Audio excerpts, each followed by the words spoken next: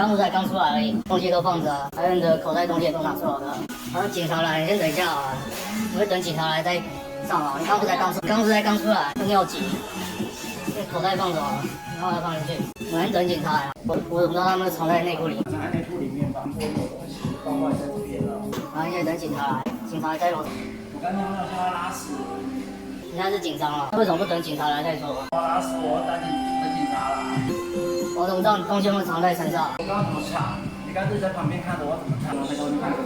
警察来，我报了，我袜子被偷，然后我看他一直在那边到处在那边看，他很可疑啊。袜子被偷？对啊。怎样？我袜子黑色的，然后艾迪达的。放在哪里？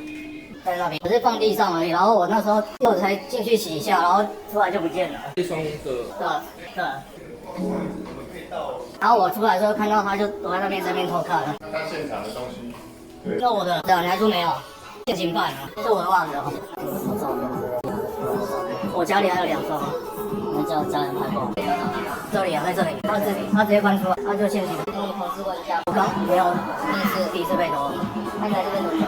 我来2个礼拜了，因为我出来就看他在旁边在那边偷看，然后我上去下来，然后看他那边只是绕圈，我看他应该偷很多人的袜子哦。他刚刚也说有人袜子被偷。我最近会，但我没有得到实